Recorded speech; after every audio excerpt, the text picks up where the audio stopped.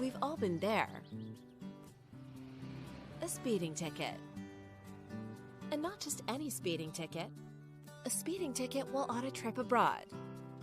And that comes with all kinds of problems, like late penalties and foreign language barriers, or government websites that only accept obscure ways of payment.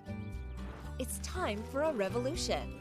With PayTicket, your foreign parking ticket problems are a thing of the past. Simply input your information, such as name, email, and country of residence. Take a quick photo of your ticket, plug in your credit card details, and click Send. And PayTicket will take care of the rest. No matter what kind of traffic or parking violation you may have to pay, PayTicket makes it easier. Simple, fast, hassle-free. That's PayTicket.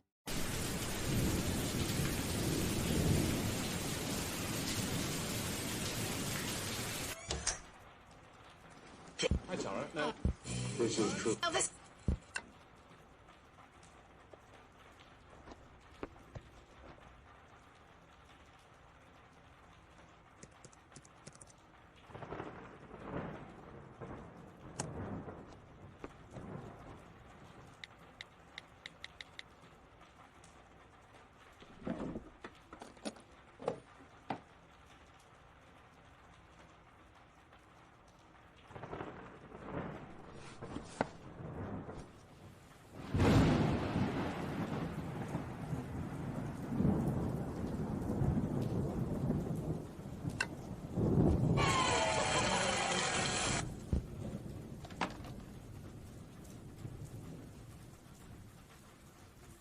Stunning video templates.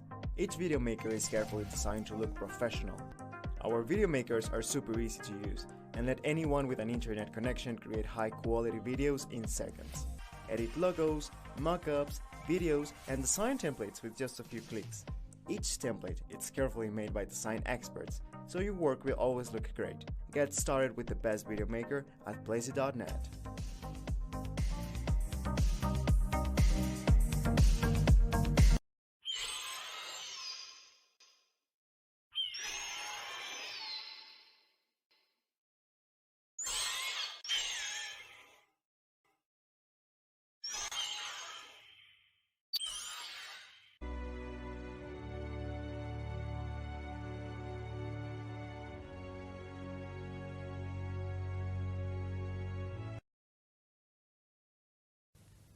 Fall from Innocence.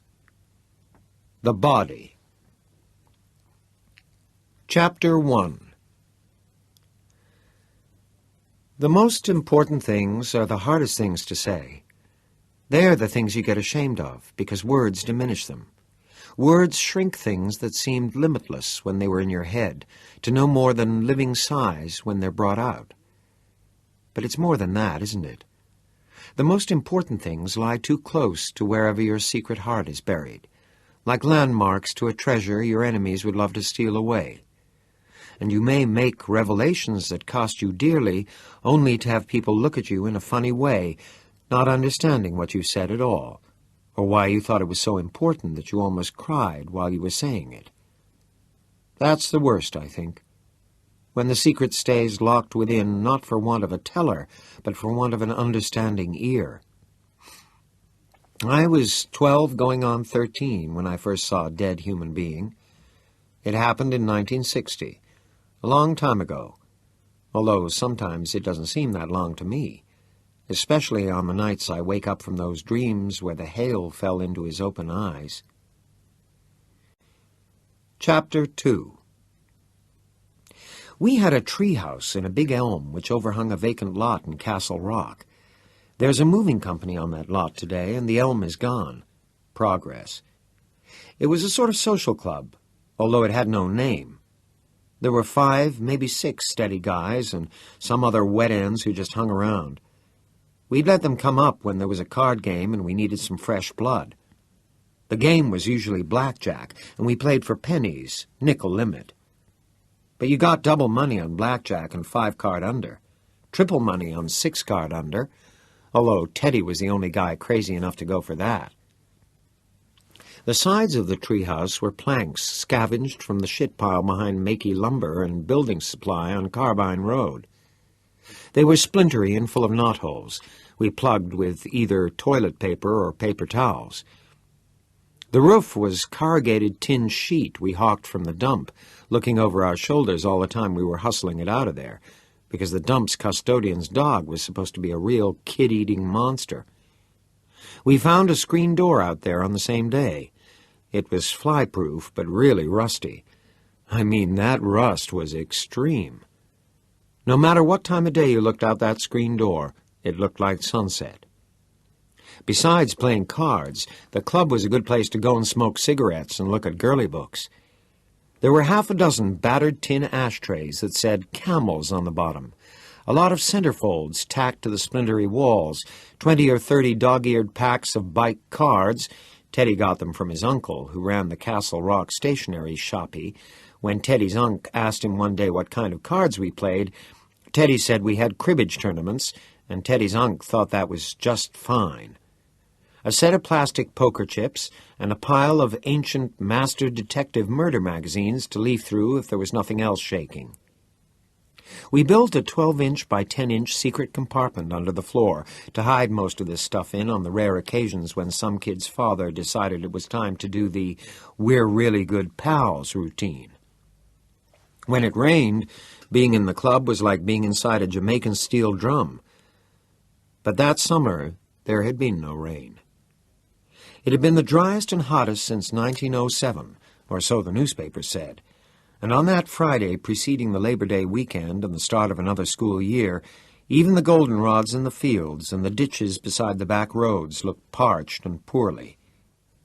Nobody's garden had done doodly squat that year, and the big displays of canning stuff in the Castle Rock red and white were still there, gathering dust. No one had anything to put up that summer, except maybe dandelion wine.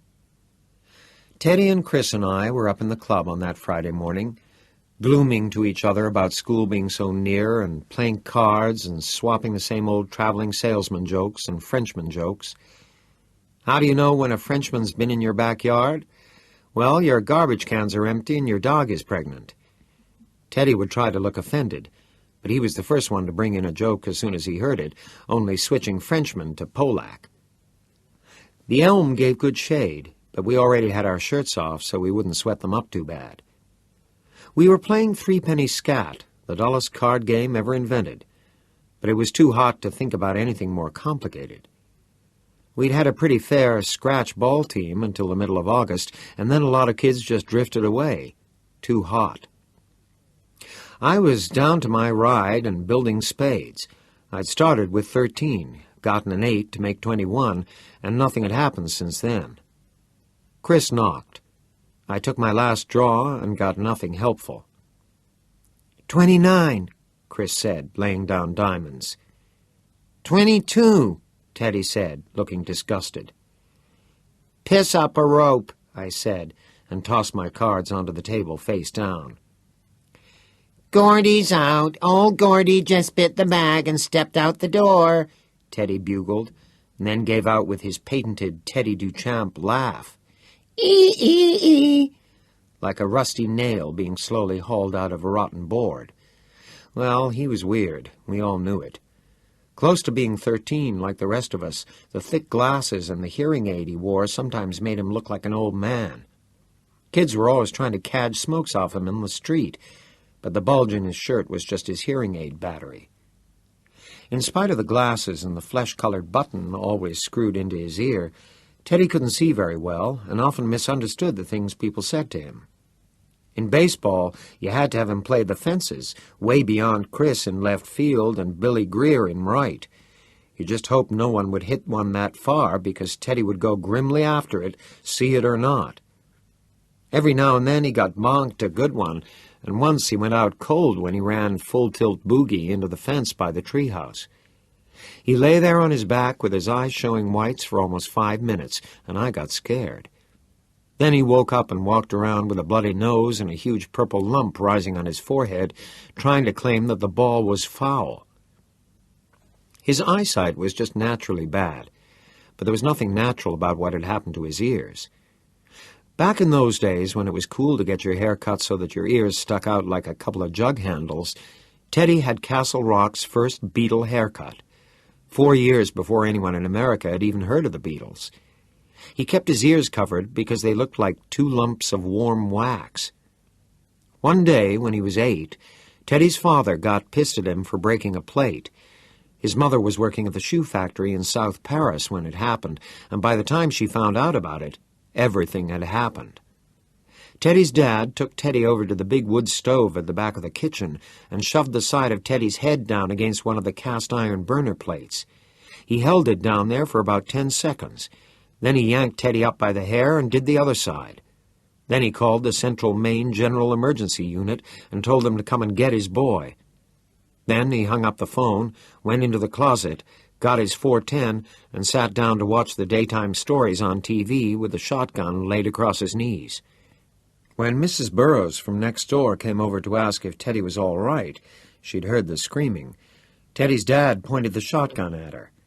Mrs. Burroughs went out of the Duchamp house at roughly the speed of light, locked herself into her own house, and called the police. When the ambulance came, Mr. Duchamp let the orderlies in and then went out on the back porch to stand guard while they wheeled Teddy to the old porthole Buick ambulance on a stretcher. Teddy's dad explained to the orderlies that while the fucking brass hats said the area was clear, there were still Kraut snipers everywhere. One of the orderlies asked Teddy's dad if he thought he could hold on. Teddy's dad smiled tightly and told the orderly he'd hold on until hell was a Frigidaire dealership, if that's what it took. The orderly saluted, and Teddy's dad snapped it right back at him. A few minutes after the ambulance left, the state police arrived and relieved Norman Duchamp of duty. He'd been doing odd things like shooting cats and lighting fires in mailboxes for over a year, and after the atrocity he had visited upon his son, they had a quick hearing and sent him to Togus, which is a special sort of VA hospital. Togus is where you have to go if you're a Section 8. Teddy's dad had stormed the beach at Normandy, and that's just the way Teddy always put it. Teddy was proud of his old man in spite of what his old man had done to him, and Teddy went with his mom to visit him every week. He was the dumbest guy we hung around with, I guess, and he was crazy. He'd take the craziest chances you can imagine and get away with them. His big thing was what he called truck dodging. He'd run out in front of them on 196, and sometimes they'd miss him by bare inches. God knew how many heart attacks he'd caused, and he'd be laughing while the wind blast from the passing truck rippled his clothes. It scared us because his vision was so lousy. Coke bottle glasses or not. It seemed like only a matter of time before he misjudged one of those trucks, and you had to be careful what you dared him, because Teddy would do anything on a dare. "Gordy's out!" "Screw," I said, and picked up a master detective to read while they played it out. I turned to, "He stomped the pretty co-ed to death in a stalled elevator," and got right into it. Teddy picked up the cards, gave them one brief look, and said, "I knock." "You four-eyed pile of shit," Chris cried. "The pile of shit has 1,000 eyes," Teddy said seriously, and both Chris and I cracked up. Teddy stared at us with a slight frown, as if wondering what had gotten us laughing. That was another thing about the cat. He was always coming out with weird stuff like, "The pile of shit has 1,000 eyes," and you could never be sure if he meant it to be funny or if it just happened that way. He'd look at the people who were laughing with that slight frown on his face, as if to say, "Oh, Lord, what is it this time?" Teddy had a natural 30, Jack, Queen, and King of Clubs. Chris had only 16 and went down to his ride. Teddy was shuffling the cards in his clumsy way, and I was just getting to the gooshy part of the murder story where this deranged sailor from New Orleans was doing the Bristol stomp all over this college girl from Bryn Mawr because he couldn't stand being in closed-up spaces, when we heard someone coming fast up the ladder nailed to the side of the elm. A fist rapped on the underside of the trap door. "Who goes?" Chris yelled. "Vern!" He shouted, excited and out of breath. I went to the trapdoor and pulled the bolt. The trapdoor banged up, and Vern Tessio, one of the other regulars, pulled himself into the clubhouse. He was sweating buckets, and his hair, which he usually kept combed in a perfect imitation of his rock-and-roll idol Bobby Rydell, was plastered to his bullet head in chunks and strings. "Wow, man," he panted. "Wait till you hear this." "Hear what?" I asked. "Let me get my breath. I ran all the way from my house." "I ran all the way home," Teddy wavered in a dreadful little Antony falsetto. "Just to say I'm sorry." "Fuck your hand, man," Vern said. "Drop dead in a shed, Fred," Teddy returned smartly. "You ran all the way from your place?" Chris asked unbelievingly. "Man, you're crazy." Vern's house was 2 miles down Grand Street. "It must be 90 out there." "This is worth it," Vernon said. "Holy Jeezum, you won't believe this. Sincerely." He slapped his sweaty forehead to show us how sincere he was. "Okay, what?" Chris asked. "Can you guys camp out tonight?" Vern was looking at us earnestly, excitedly. His eyes looked like raisins pushed into dark circles of sweat. "I mean, if you tell your folks we're going to tent out in my back field?" "Yeah, I guess so," Chris said, picking up his new hand and looking at it. "But my dad's on a mean streak. Drinking, you know." "You got to, man," Vern said. "Sincerely, you won't believe this. Can you, Gordy?" "Probably." I was able to do most stuff like that. In fact, I'd been like the invisible boy that whole summer. In April, my older brother Dennis had been killed in a Jeep accident. That was at Fort Benning, Georgia, where he was in basic. He and another guy were on their way to the PX, and an army truck hit them broadside. Dennis was killed instantly, and his passenger had been in a coma ever since. Dennis would have been 20 later that week. I'd already picked out a birthday card for him at Dolly's over in Castle Green. I cried when I heard.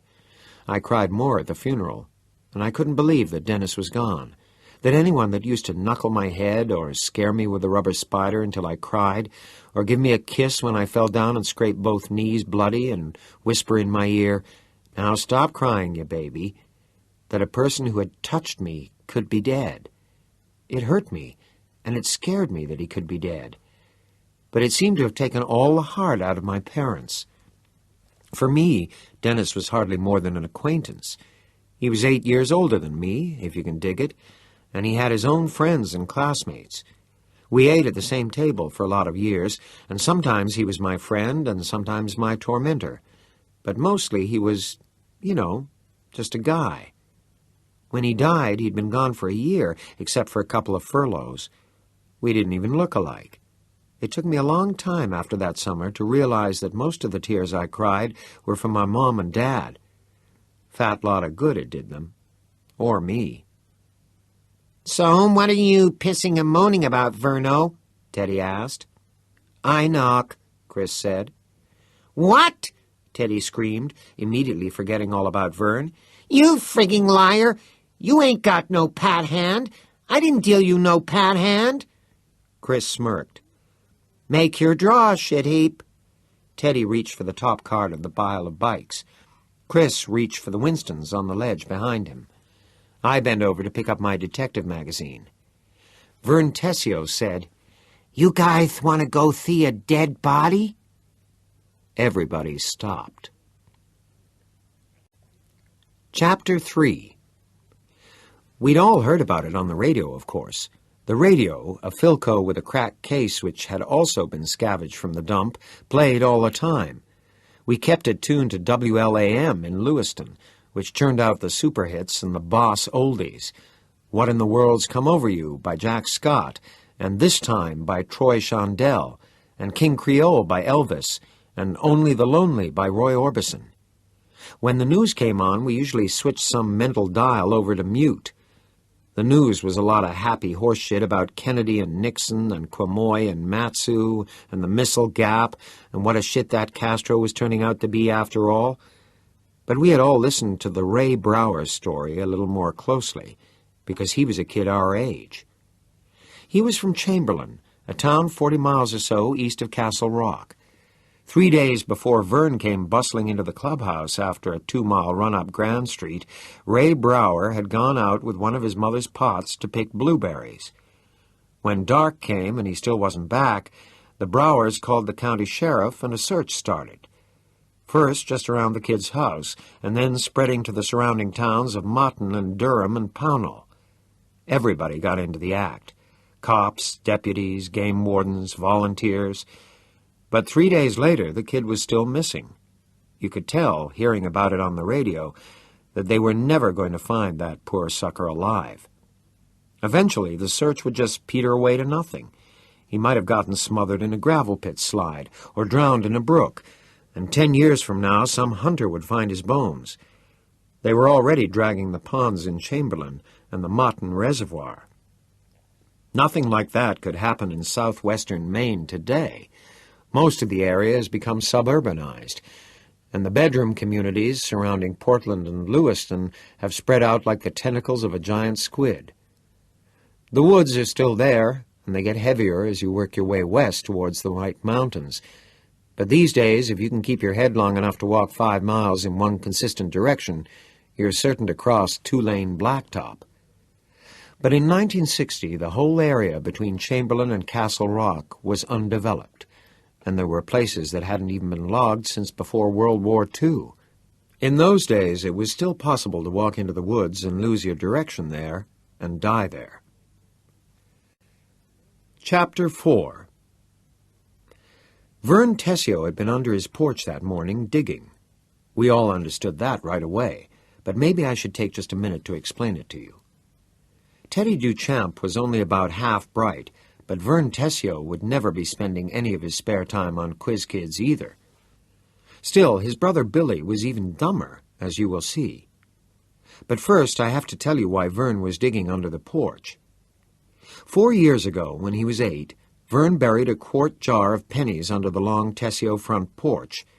Vern called the dark space under the porch his cave. He was playing a pirate sort of game, and the pennies were buried treasure. Only if you were playing pirate with Vern, you couldn't call it buried treasure. You had to call it booty. So he buried the jar of pennies deep, filled in the hole, and covered the fresh dirt with some of the old leaves that had drifted under there over the years. He drew a treasure map, which he put up in his room with the rest of his junk. He forgot all about it for a month or so. Then, being low on cash for a movie or something, he remembered the pennies and went to get his map. But his mom had been in to clean 2 or 3 times since then and had collected all the old homework papers and candy wrappers and comic magazines and joke books. She burned them in the stove to start the cook fire one morning, and Vern's treasure map went right up the kitchen chimney. Or so he figured it. He tried to find the spot from memory and dug there. No luck. To the right and the left of that spot. Still no luck. He gave up for the day, but had tried off and on ever since. 4 years, man. 4 years. Isn't that a pisser? You didn't know whether to laugh or cry. It had gotten to be sort of an obsession with him. The Tessio front porch ran the length of the house, probably 40 feet long and 7 feet wide. He had dug through damn near every inch of that area 2, maybe 3 times, and no pennies. The number of pennies began to grow in his mind. When it first happened, he told Chris and me that there had been maybe $3 worth. A year later, he was up to 5, and just lately it was running around 10, more or less, depending on how broke he was. Every so often we tried to tell him what was so clear to us, that Billy had known about the jar and dug it up himself. Vern refused to believe it, although he hated Billy like the Arabs hate the Jews, and probably would have cheerfully voted the death penalty on his brother for shoplifting if the opportunity had ever presented itself. He also refused to ask Billy point blank. Probably he was afraid Billy would laugh and say, "Course I got them, you stupid pussy. And there was $20 worth of pennies in that jar, and I spent every fucking cent of it." Instead, Vern went out and dug for the pennies whenever the spirit moved him, and whenever Billy wasn't around. He always crawled out from under the porch with his jeans dirty and his hair leafy and his hands empty. We ragged him about it something wicked, and his nickname was Penny, Penny Tessio. I think he came up to the club with his news as quick as he did, not just to get it out, but to show us that some good had finally come of his penny hunt. He had been up that morning before anybody, ate his cornflakes, and was out in the driveway shooting baskets through the old hoop nailed up on the garage. Nothing much to do, no one to play ghosts with or anything, and he decided to have another dig for his pennies. He was under the porch when the screen door slammed up above. He froze, not making a sound. If it was his dad, he would crawl out. If it was Billy, he'd stay put until Billy and his jid friend Charlie Hogan had taken off. 2 pairs of footsteps crossed the porch, and then Charlie Hogan himself said in a trembly, crybaby voice, "Jesus Christ, Billy, what are we going to do?" Vernon said that just hearing Charlie Hogan talk like that, Charlie, who was one of the toughest kids in town, made him prick up his ears. Charlie, after all, hung out with Ace Merrill and Eyeball Chambers, and if you hung out with cats like that, you had to be tough. "Nothin'," Billy said. "That's all we're going to do. Nothin'." "We gotta do something," Charlie said, and they sat down on the porch close to where Vern was hunkered down. "Didn't you see him?" Vern took a chance and crept a little closer to the steps, practically slavering. At that point, he thought that maybe Billy and Charlie had been really drunked up and had run somebody down. Vern was careful not to crackle any of the old leaves as he moved. If the 2 of them found out he was under the porch and had overheard them, you could have put what was left of him in a kennel-ration dog food can. "It's nothing to us," Billy Tessio said. "The kid's dead, so it's nothing to him neither. Who gives a fuck if they ever find him? I don't." "It was that kid they've been talking about on the radio," Charlie said. "It was, sure as shit. Brower, Flowers, whatever his name is. Fucking drain must have hit him." "Yeah," Billy said. Sound of a scratched match. Vern saw it flicked into the gravel driveway and then smelled cigarette smoke. "It sure did. And you puked." No words, but Vern sensed emotional waves of shame radiating off Charlie Hogan. "Well, the girls didn't see it," Billy said after a while. "Lucky break." From the sound, he clapped Charlie on the back to buck him up. "They blab it from here to Portland. We tore out of there fast, though. You think they knew there was something wrong?" "No," Charlie said. "Marie don't like to go down that back Harlow Road past the cemetery anyway. She's afraid of ghosts." Then again in that scared crybaby voice. "Jesus, I wish we'd never boosted no car last night. Just gone to the show like we was gonna." Charlie and Billy went with a couple of skags named Marie Doherty and Beverly Thomas. You never saw such gross-looking broads outside of a carnival show. Pimples, mustaches, the whole works. Sometimes the 4 of them, or maybe 6 or 8 if Fuzzy Brackowitz or Ace Merrill were along with their girls, would boost a car from a Lewiston parking lot and go joyriding out into the country with 2 or 3 bottles of wild Irish rose wine and a 6-pack of ginger ale. They'd take the girls parking somewhere in Castle View or Harlow or Shiloh, drink Purple Jesuses, and make out. Then they'd dump the car somewhere near home. "Cheap thrills in the monkey house," as Chris sometimes said. They'd never be caught at it, but Vern kept hoping. He really dug the idea of visiting Billy on Sundays at the reformatory. "If we told the cops, they want to know how we got away the hell out in Harlow," Billy said. "We ain't got no car, neither of us. It's better if we just keep our mouths shut. Then they can't touch us." "We could make an anonymous call," Charlie said. "They trace those fucking calls," Billy said ominously. "I seen it on Highway Patrol and Dragnet." "Yeah, right," Charlie said miserably. "Jesus, I wish Ace had been with us. We could have told the cops we was in his car." "Well, he wasn't." "Yeah," Charlie said. He sighed. "I guess you're right." A cigarette butt flicked into the driveway. "We had to walk up and take a piss by the tracks, didn't we? Couldn't walk the other way, could we? And I got puke on my new keds." His voice sank a little. "Fucking kid was laid right out. You know it? Did you see that son of a whore, Billy?" "I seen him," Billy said, and a second cigarette butt joined the first in the driveway. Let's go see if Ace is up. I want some juice. We gonna tell him? Charlie, we ain't gonna tell nobody. Nobody, never. You dig me? I dig you, Charlie said. Christ Jesus, I wish we never boosted that fucking Dodge. Ah, shut the fuck up and come on. 2 pairs of legs clad in tight, wash-faded peg jeans, 2 pairs of feet in black engineer boots with side buckles came down the steps. Vern froze on his hands and knees. My balls crawled up so high I thought they was trying to get back home, he told us. Sure, his brother would sense him beneath the porch and drag him out and kill him.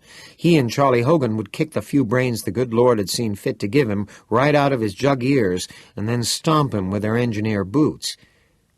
But they just kept going, and when Vern was sure they were really gone, he had crawled out from under the porch and run here.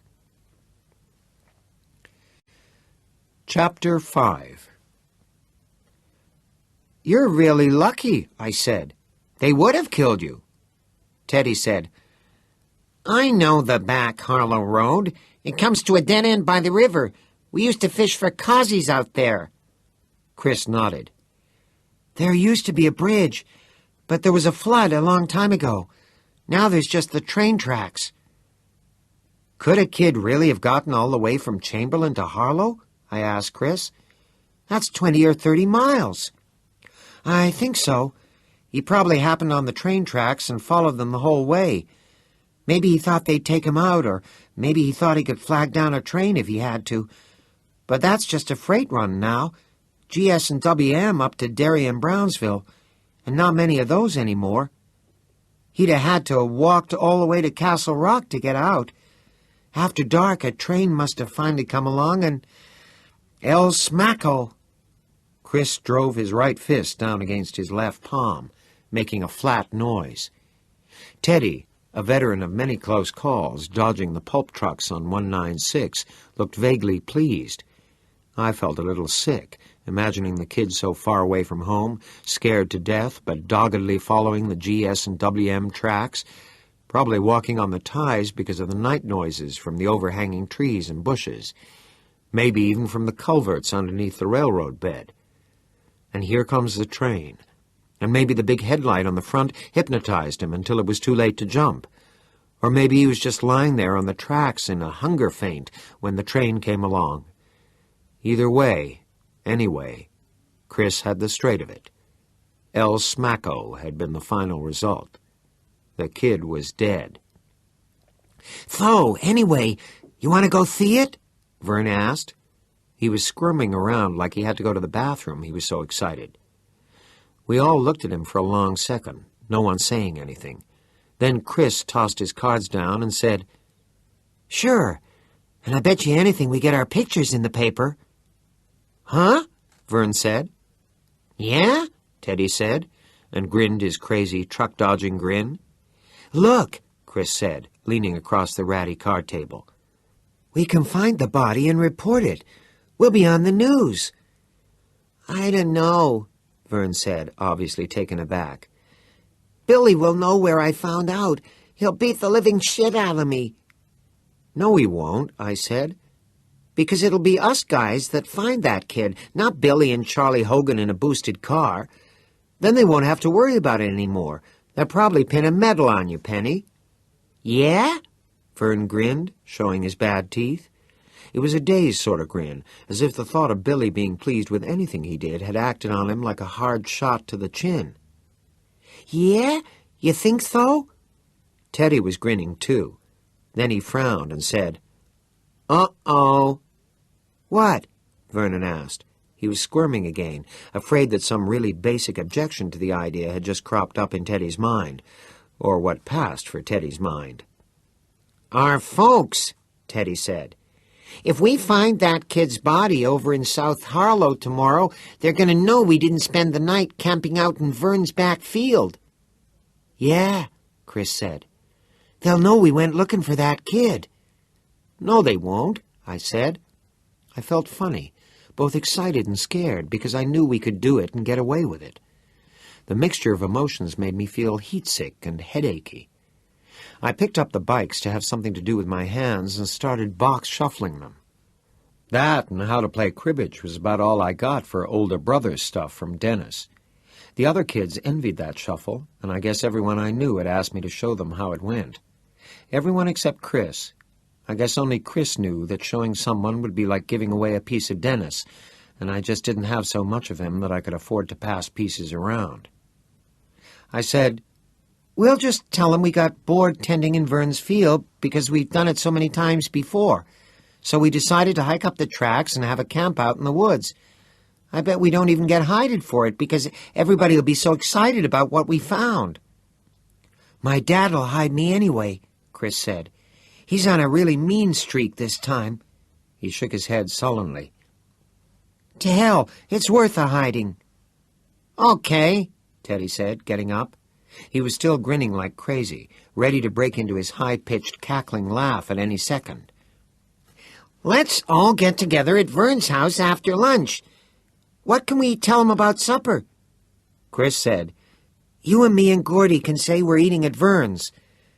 And I'll tell my mom I'm meeting over at Chris's," Vern said.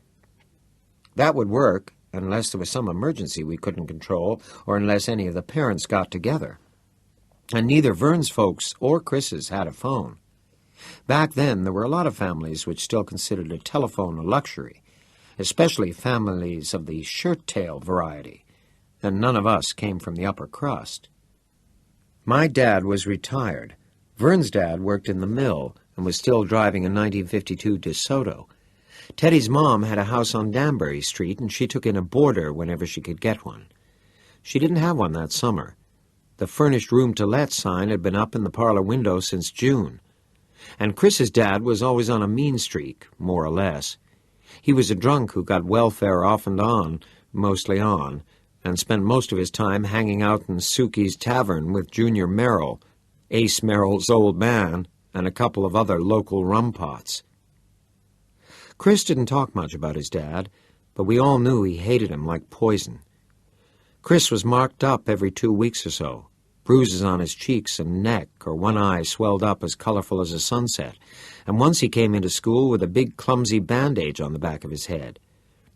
Other times he never got to school at all. His mom would call him in sick because he was too lamed up to come in. Chris was smart, really smart, but he played truant a lot, and Mr. Halliburton, the town truant officer, was always showing up at Chris's house, driving his old black Chevrolet with the "No Riders" sticker in the corner of the windshield. If Chris was being truant, and Bertie, as we called him, always behind his back, of course, caught him, he would haul him back to school and see that Chris got detention for a week. But if Bertie found out that Chris was home because his father had beaten the shit out of him, Bertie just went away and didn't say boo to a cuckoo bird. It never occurred to me to question this set of priorities until about 20 years later.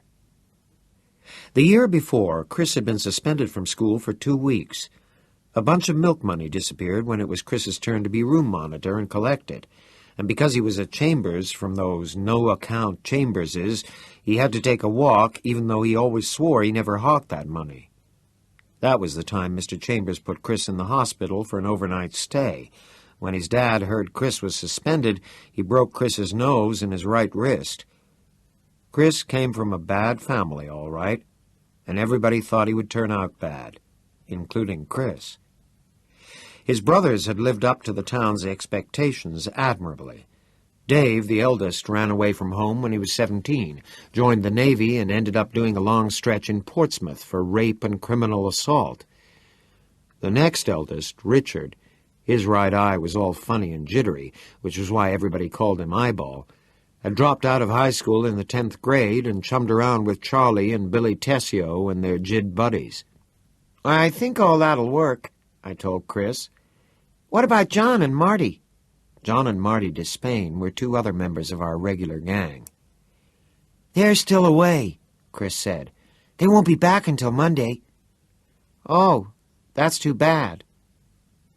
"So, are we set?" Vern asked, still squirming. He didn't want the conversation sidetracked even for a minute.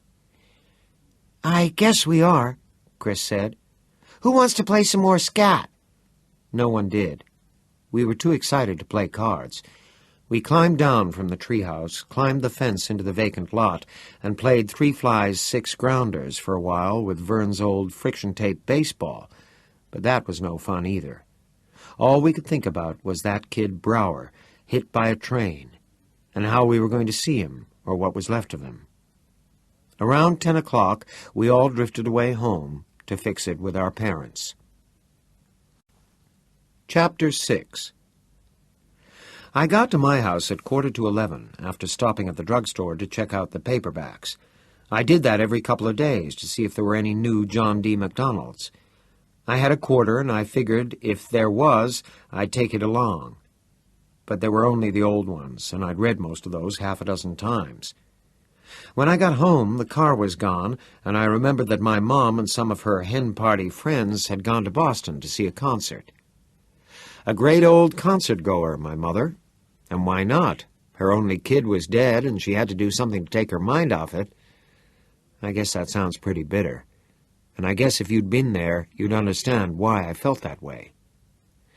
Dad was out back, passing a fine spray from the house over his ruined garden. If you couldn't tell it was a lost cause from his glum face, you sure could by looking at the garden itself. The soil was light, powdery gray. Everything in it was dead, except for the corn, which had never grown so much as a single edible ear. Dad said he'd never known how to water a garden. It had to be Mother Nature or nobody. He'd water too long in one spot and drown the plants. In the next row, plants were dying of thirst. He could never hit a happy medium. But he didn't talk about it often.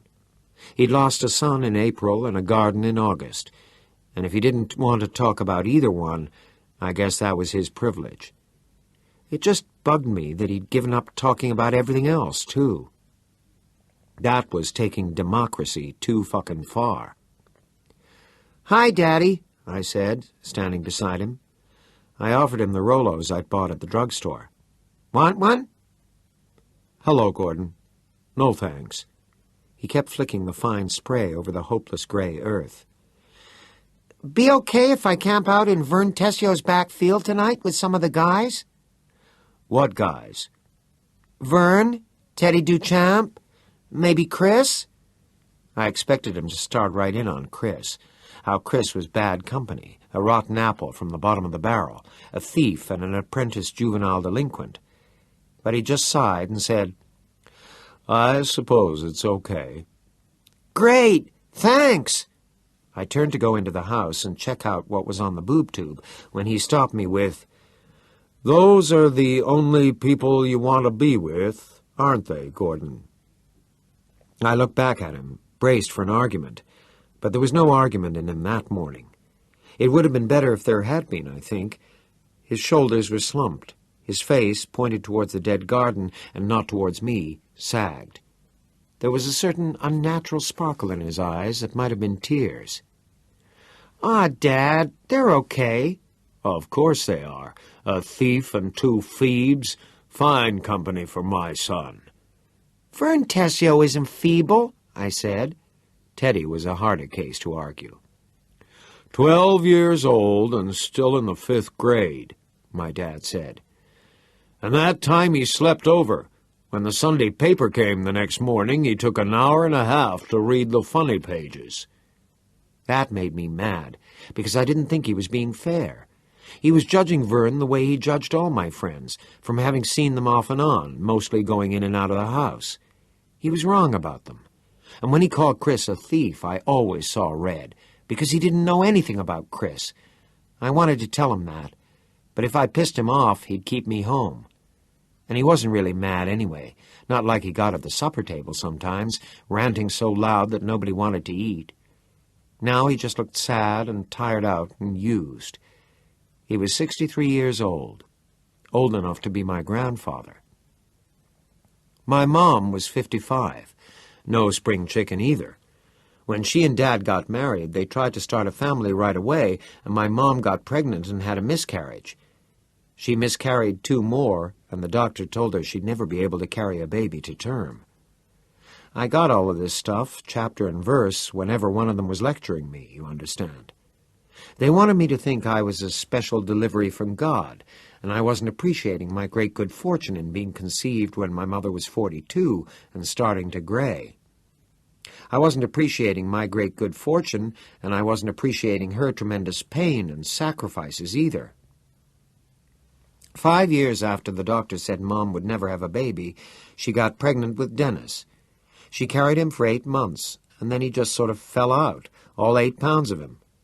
My father used to say that if she had carried Dennis to term, the kid would have weighed 15 pounds. The doctor said, "Well, sometimes nature fools us, but he'll be the only one you'll ever have. Thank God for him and be content." 10 years later, she got pregnant with me. She not only carried me to term, the doctor had to use forceps to yank me out. Did you ever hear of such a fucked-up family? I came into the world the child of 2 Geritol chuggers, not to go on and on about it, and my only brother was playing league baseball in the big kids' park before I even got out of diapers. In the case of my mom and dad, one gift from God had been enough. I won't say they treated me badly, and they sure never beat me, but I was a hell of a big surprise, and I guess when you get into your 40s, you're not as partial to surprises as you were in your 20s. After I was born, Mom got that operation her hen party friends referred to as the Band-Aid.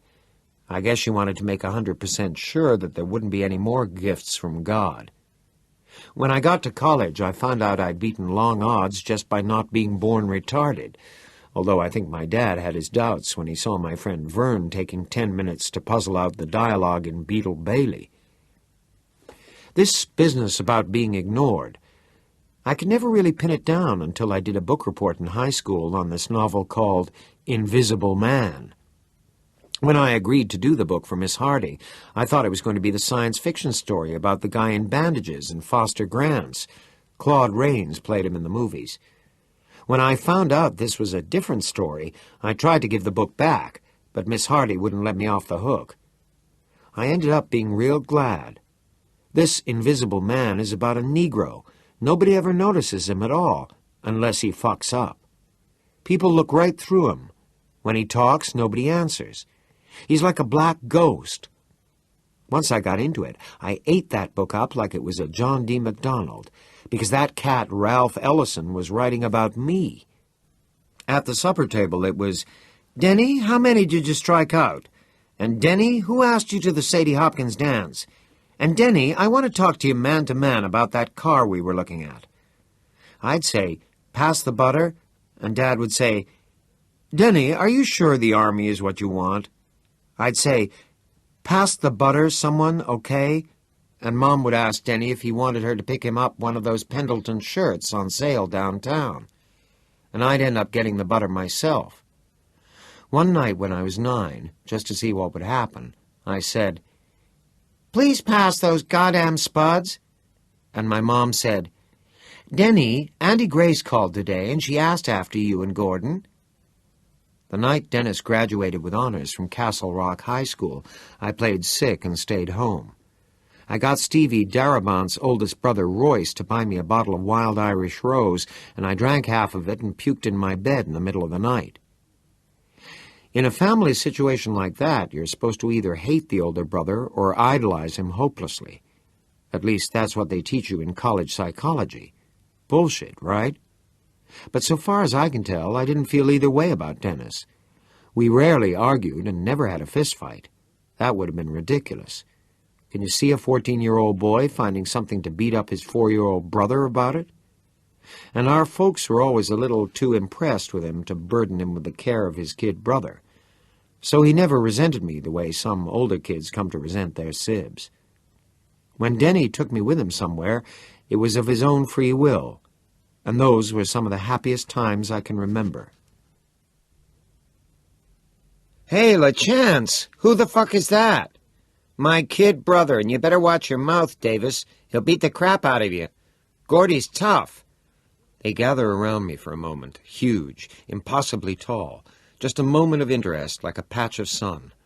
They are so big. They are so old. "Hey, kid, this wet end really your big brother?" I nod shyly.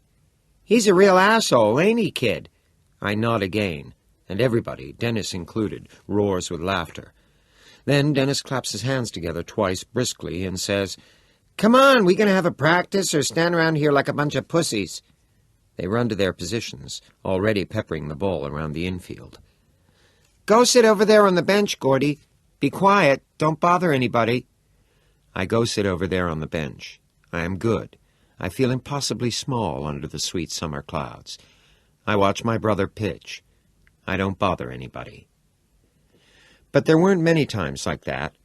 Sometimes he read me bedtime stories that were better than Mom's. Mom's stories were about the gingerbread man and the 3 little pigs. Okay stuff, but Dennis's were about stuff like Bluebeard and Jack the Ripper. He also had a version of Billy Goat's Gruff, where the troll under the bridge ended up the winner. And as I have already said, he taught me the game of cribbage and how to do a box shuffle. Not that much, but hey, in this world you take what you can get, am I right? As I grew older, my feelings of love for Dennis were replaced with an almost clinical awe, the kind of awe so-so Christians feel for God, I guess. And when he died, I was mildly shocked and mildly sad, the way I imagine those same so-so Christians must have felt when Time magazine said God was dead. Let me put it this way. I was as sad for Denny's dying as I was when I heard on the radio that Dan Blocker had died. I'd seen them both about as frequently, and Denny never ever got any reruns. He was buried in a closed coffin with the American flag on top. They took the flag off the box before they finally stuck it in the ground and folded it, the flag, not the box, into a cocked hat and gave it to my mom. My parents just fell to pieces. 6 months hadn't been long enough to put them back together again. I didn't know if they'd ever be whole again. Mr. and Mrs. Dumpty. Denny's room was in suspended animation, just one door down from my room. Suspended animation, or maybe in a time warp.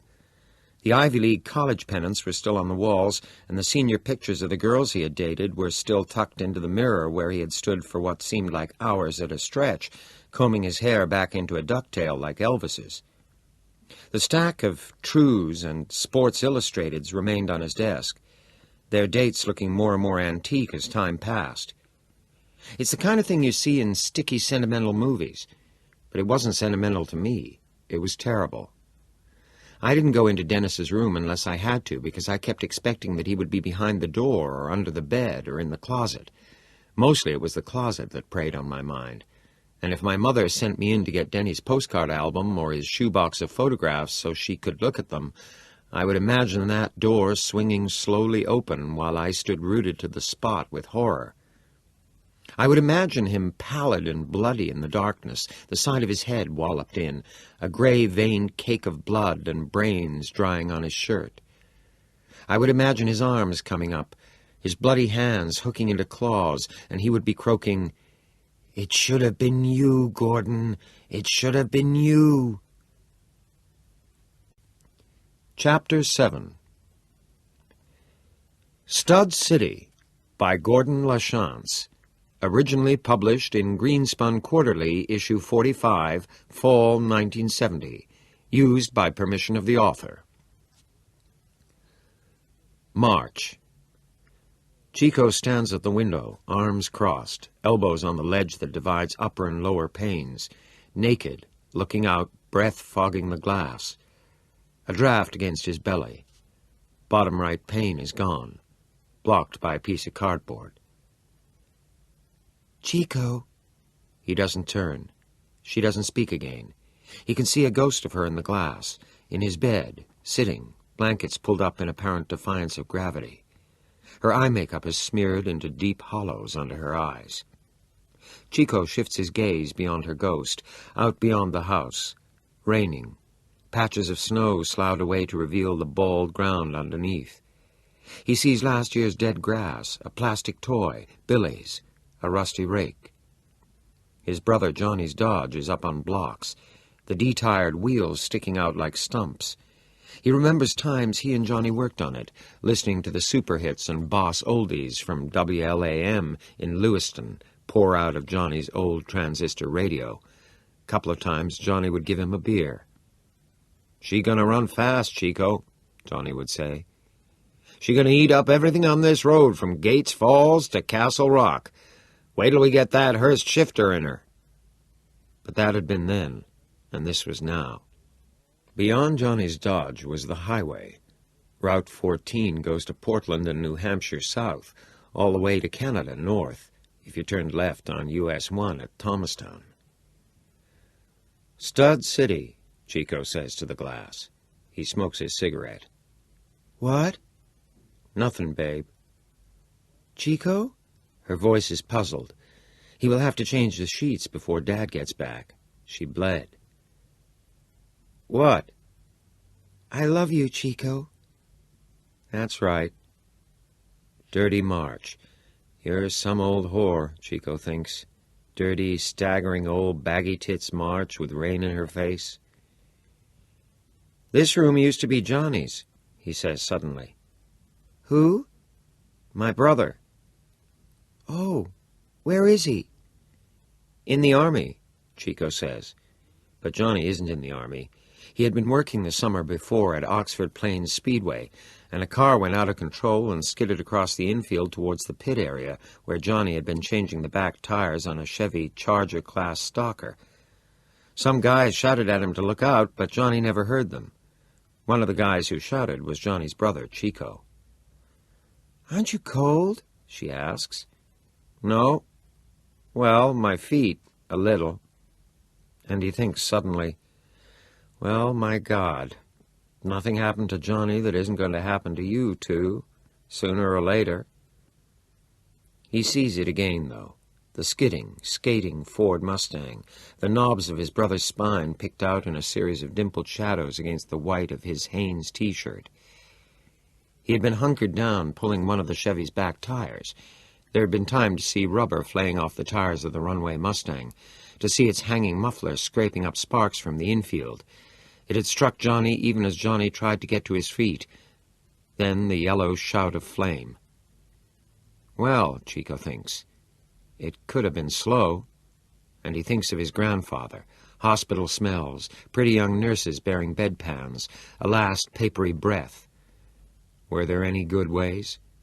He shivers and wonders about God. He touches the small silver St. Christopher's medal that hangs on a chain around his neck. He is not a Catholic, and he's surely not a Mexican. His real name is Edward May, and his friends all call him Chico because his hair is black, and he greases it back with Brill cream, and he wears boots with pointed toes and Cuban heels. Not Catholic, but he wears this medallion. Maybe if Johnny had been wearing one, the runaway Mustang would have missed him. You never knew. He smokes and stares out the window, and behind him the girl gets out of bed and comes to him quickly, almost mincing, maybe afraid he will turn around and look at her. She puts a warm hand on his back. Her breasts push against his side. Her belly touches his buttock. Oh, it is cold. It's this place. Do you love me, Chico? You bet, he says offhandedly, and then, more seriously, you were Cherry. What does that? You were a virgin. The hand reaches higher. One finger traces the skin on the nape of his neck.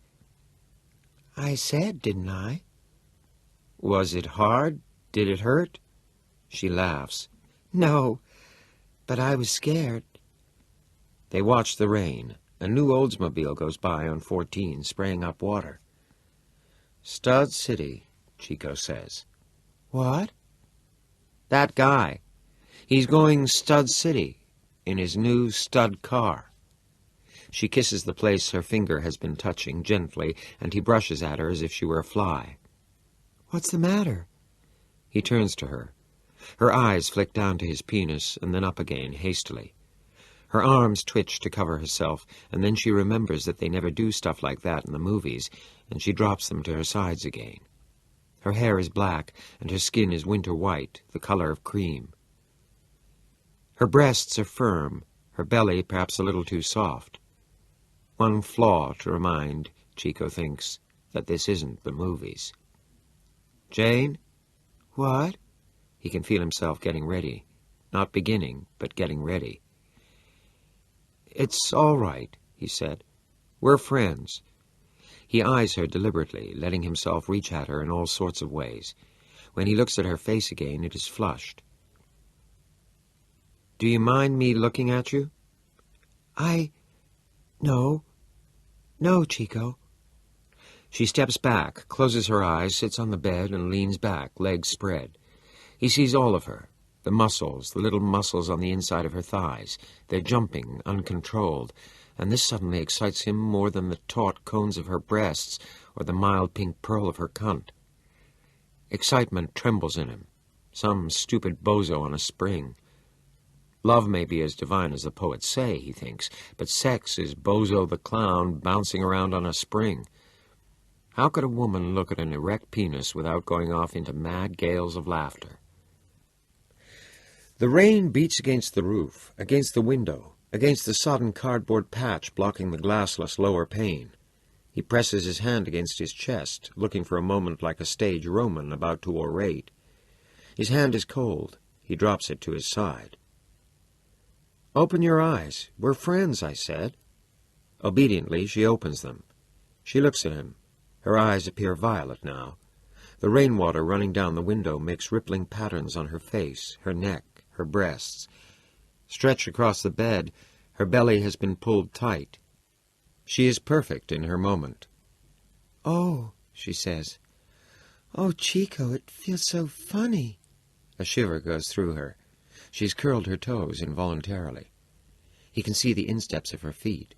Her insteps are pink. "Chico, Chico." He steps towards her. His body is shivering and her eyes widen. She says something, one word, but he can't tell what it is. This isn't the time to ask. He half kneels before her for just a second, looking at the floor with frowning concentration, touching her legs just above the knees. He measures the tide within himself. Its pull is thoughtless, fantastic. He pauses a little longer. The only sound is the tinny tick of the alarm clock on the bed table, standing brassy-legged atop a pile of Spider-Man comic books. Her breathing flutters faster and faster. His muscles slide smoothly as he dives upward and forward. They begin. It's better this time. Outside, the rain goes on, washing away the snow. A half-hour later, Chico shakes her out of a light doze. "We gotta move," he says. "Dad and Virginia will be home pretty quick." She looks at her wristwatch and sits up. This time she makes no attempt to shield herself. Her whole tone, her body English has changed. She has not matured, although she probably believes she has, nor learned anything more complex than tying a shoe, but her tone has changed just the same. He nods, and she smiles tentatively at him. He reaches for the cigarettes on the bed table. As she draws on her panties, he thinks of a line from an old novelty song. "Keep playin' till I shoot through, Blue. Play your didgeridoo." "Tie Me Kangaroo Down" by Rolf Harris.